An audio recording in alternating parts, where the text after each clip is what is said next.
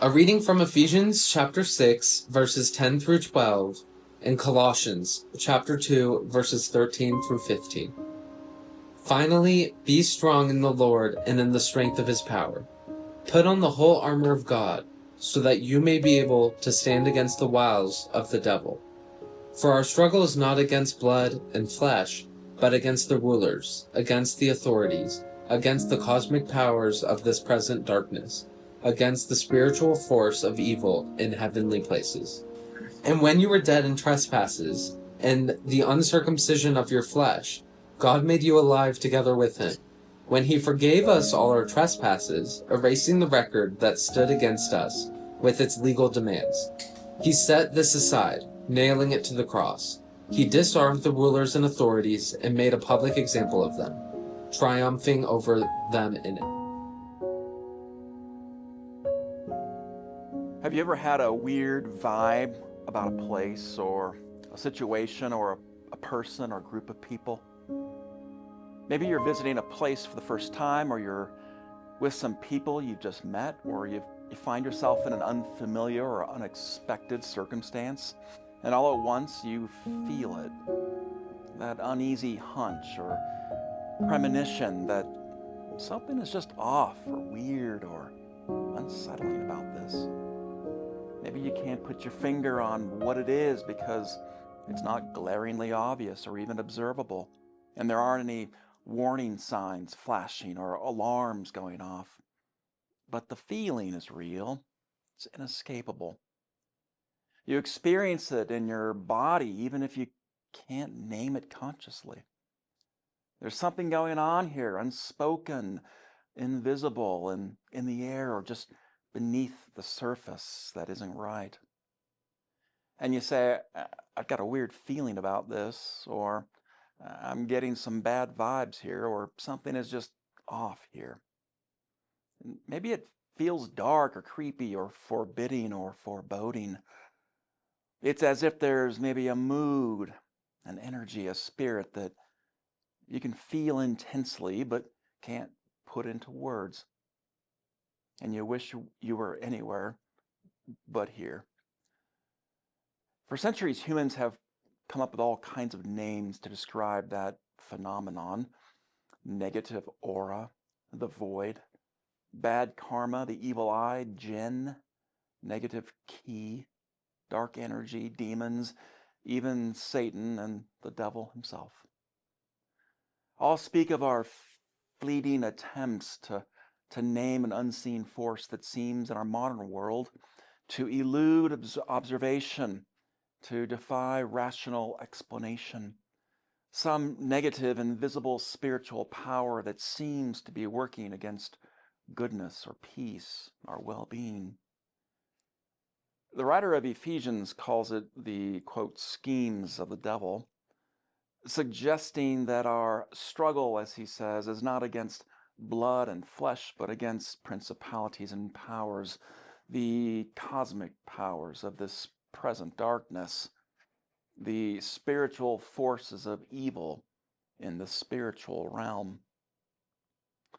It's the kind of talk that makes many of us moderns, with our sophisticated post-Enlightenment brains and our materialistic scientific worldview, laugh out loud, even if we have had one of those weird vibe moments. We're supposed to believe that we're up against powers and principalities and spiritual forces in some spiritual realm, like ghosts or phantoms or apparitions? Really? And how are we to believe that our real battle is against some invisible cosmic powers when on most days we can't even solve the daily wordle? All this talk about spiritual warfare, it can sound more like the stuff of fantasy books and science fiction than anything we've actually experienced in our real world. But the worldview of the ancient Jews and Gentiles was far different from the worldview we hold post-Enlightenment. Unlike in our day, when we assume that the only realms that exist are those in our visible physical world, that is, those that can be objectively and scientifically proven, the existence of powers and principalities and cosmic forces in the ancient world was widely assumed. Their existence and their power in the physical world, it was accepted as fact. The ancients believed in an invisible dimension within this earthly realm that was animated and governed by elemental spirits, gods, lords, spiritual forces, dominions, thrones, angels, and demons. And they believed these forces were working in and through everything that was happening in their world.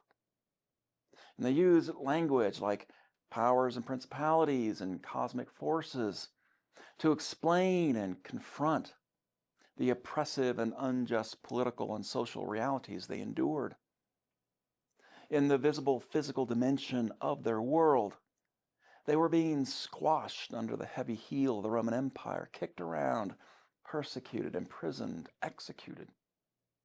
In fact, we're told that the leaders of the church in Ephesus at the time of the writing of this letter were, quote, in chains, imprisoned, awaiting trial and their fate under the Roman judicial system.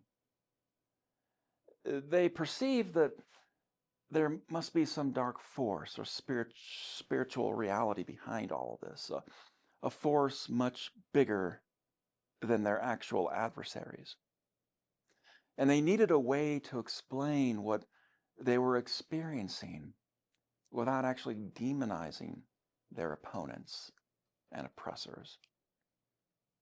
Their message here in this letter reflects an extraordinary wisdom, a keenness of insight that very few Christians over the centuries have come to embrace for themselves. They understood that centuries later, Martin Luther King, as he said, during the civil rights movement, that their real struggle was not to defeat their opponent, but to eliminate evil. And so he writes, we aren't fighting against human enemies, but against cosmic forces of darkness, spiritual powers of evil. They were convinced that their real battle wasn't against flesh and blood. Their real enemy, it wasn't Roman soldiers or their abusers or persecutors or even their executioners. Their real battle was against the evil powers and principalities behind their oppressors' actions. We aren't fighting against human enemies, he writes, but against spiritual powers of evil. They had that same feeling, perhaps, that we have all felt, that there's something dark, forbidding, foreboding, disturbing at the very work of our world, a power that had overtaken their opponents. There's a spirit in the air that had swept across their land, a force that was aligned against God's goodness and righteousness. It was like an energy, a force field, a spirit. Yeah, a spirit. Something in the air that they could feel deeply, but didn't have the words to adequately describe.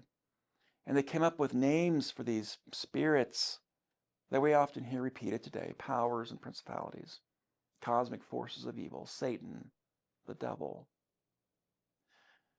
When we hear these words today, we assume they signify some other worldly power, even a real being, some embodiment of evil, a fallen angel perhaps, who in our minds is like God's evil twin. And we assume that from time to time this malevolent being breaks into this earthly realm like a thief from some other realm outside of this one, creating chaos and pain and suffering, or tempting us to sin or to do terrible things to ourselves or to each other. This is generally how most of us conceive of evil, as a personification of dark forces, a malevolent being imposing his will upon us, influencing those who are too weak to resist.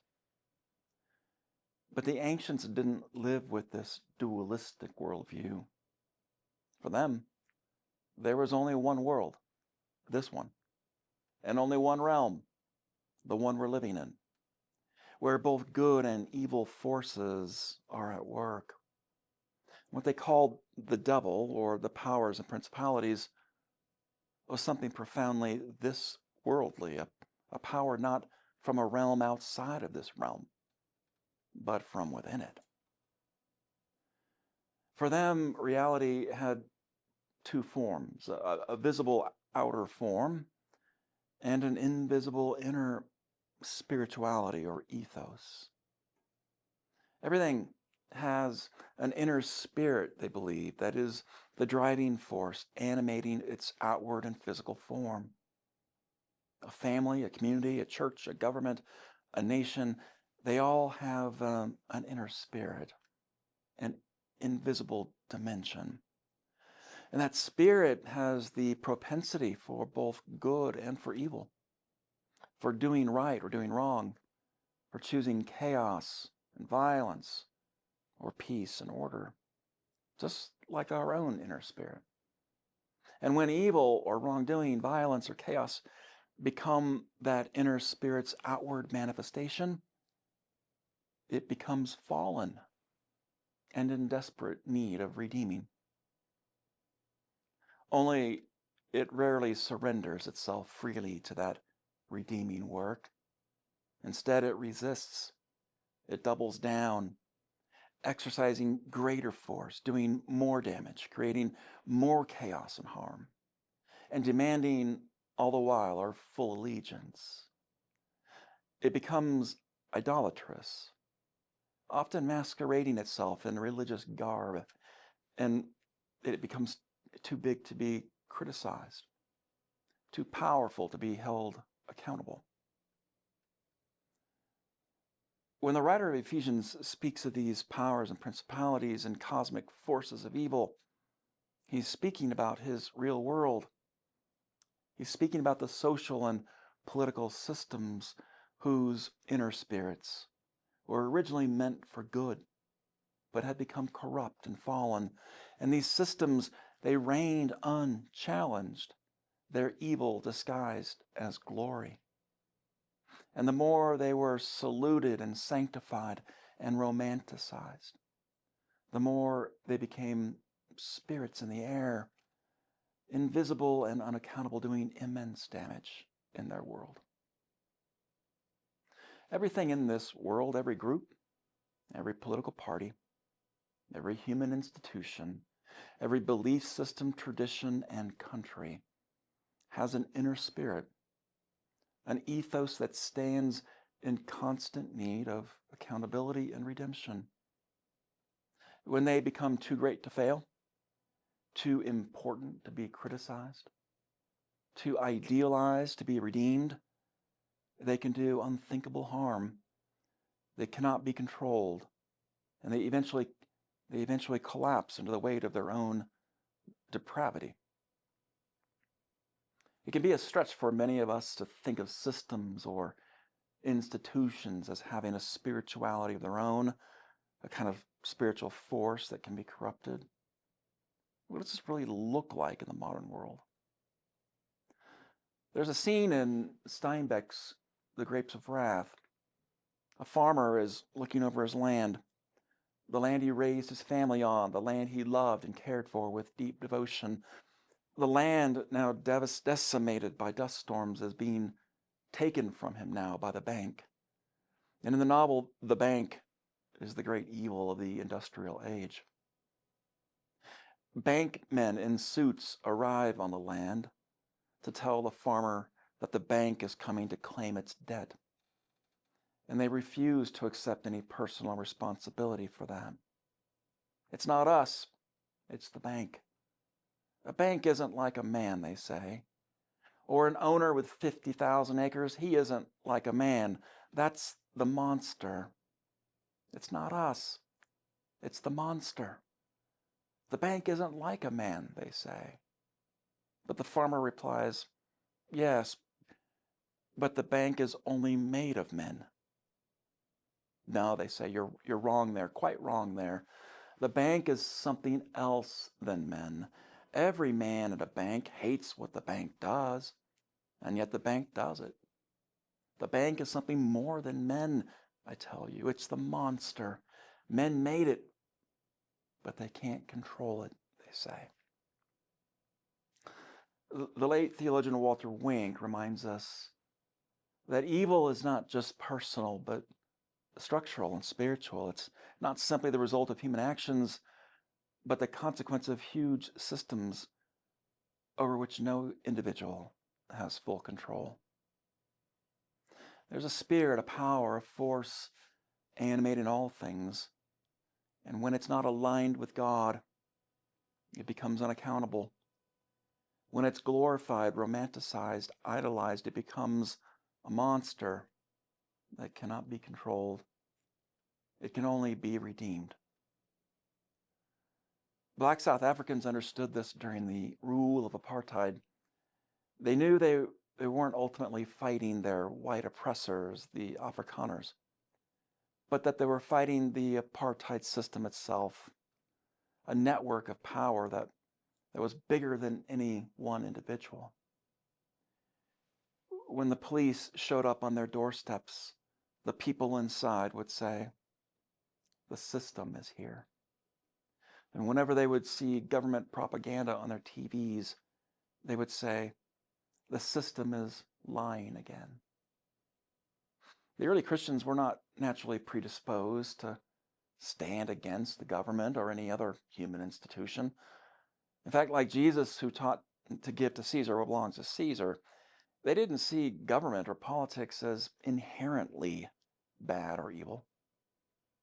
In fact, in their purest forms, God, they believed, set these institutions in place to hold the world together and to preserve it. And these powers were created to be servants of God, to keep chaos from overwhelming our common life. But the early Christians saw that these powers had been corrupted by a spirit of evil.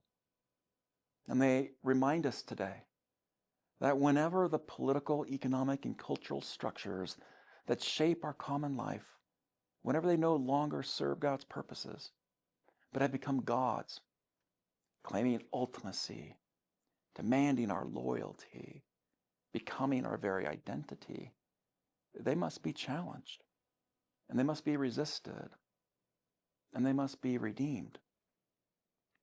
And so the writer of Ephesians says, put on the whole armor of God. He uses the metaphor of dressing for combat, an image that suggests conquest, defeating our enemies. And we have to read this passage with caution and deep humility, because the Christian church has all too often been allied with actual military power. That actually began in the year 312, during a war between two Roman generals, each of whom claimed to be the emperor. Constantine, son of the emperor who had died, and Maxentius, son of the former emperor's predecessor. Constantine's army was encamped at the Milvian Bridge on the outskirts of Rome. On the evening of October 27th, as both armies prepared for battle, Constantine had this vision. It was a vision of a cross and the words, quote, "In this sign conquer." He ordered his troops to paint the cross on their shields, and the next day they prevailed, capturing and killing thousands of Maxentius's troops. Until that time, Christianity had been this underground movement, worshiping in secret, persecuted by the state. But after that battle, the new emperor, Constantine, ended the persecution and ruled that it was no longer illegal to be a Christian and to follow Jesus. Constantine was baptized on his deathbed, and his successor, Theodosius, made Christianity the official religion of the empire. The cross became the official logo on Roman shields. It was the worst thing that could have happened to Christianity. Ever since, Christians have fought over whether to live by Constantine's model, aligning themselves with government and political power, or to live by the values of Jesus, aligning themselves with the peacemakers and the merciful and those who hunger and thirst for righteousness. And that fight goes on even today, even in our own country, as Christian nationalism spreads like wildfire. But the writer of Ephesians has something else in mind when he calls us to put on the whole armor of God. It's not about demonizing or destroying our adversary. It's about equipping ourselves for the very hard work of dismantling and redeeming the systems and reconciling people in love by peaceful means. Put on the whole armor of God, he says. It's a militaristic image, but the people of Ephesus were used to seeing the helmets and breastplates, the shields and swords of Roman soldiers who patrolled the city streets and marched just to demonstrate authority and maintain public order. Put on the belt of truth around her waist, he writes, because truth is always the first casualty whenever the system pushes back. Behind every manifestation of evil is a lie or half-truth. And a lie told often enough, as we know, always becomes the truth. In our work to expose that lie, we're told to put on truth. In the Greek, the word is aletheia. It's synonymous for reality. It's the opposite of illusion. Put on the breastplate of righteousness, he says, the goodness of God, acting with integrity, virtue, justice. Put on the shoes of peace. Shoes meant not for digging in your heels, but for walking toward the adversary in a spirit of peace. Carry the shield of faith, which is not a weapon of belief or doctrine or dogma, but a symbol of deep trust that with God there is nothing to fear. And put on, he says, the helmet of salvation, that is the crown of your divine belovedness, the crown that reminds you of your royalty and your inner greatness, which not even your worst enemy can steal from you. And once you have put on all the armor of God, he says, pray. Do nothing apart from prayer, because only prayer will keep you from believing that you are right about everything and from acting as though you are God. Pray to check your motivations, to confess your illusions, to remain open to the call of God. Decades ago, the South African government canceled a political rally against apartheid. Bishop Desmond Tutu moved that rally into St. George's Cathedral, and he turned it into a worship service. Soldiers and riot police lined the walls of the cathedral with weapons and bayonets. Tutu spoke in the sermon about the evils of apartheid and how rulers who supported it were doomed to fail. Tutu is a small man, physically, but not spiritually. He pointed his frail finger at the soldiers and police and said, "You may be powerful, but you are not God. God," he said, "cannot be mocked. You have already lost." There was a moment of unbelievable tension. Tutu then came out from behind his pulpit and flashed his radiant smile. "Therefore," he said, "since you have already lost, we are inviting you to join the winning side." And the crowd roared, and the police and soldiers put away their weapons and left the cathedral. Today's takeaways: evil hides in systems as much as in people. We can resist evil without demonizing others. The armor of God equips us for nonviolent resistance.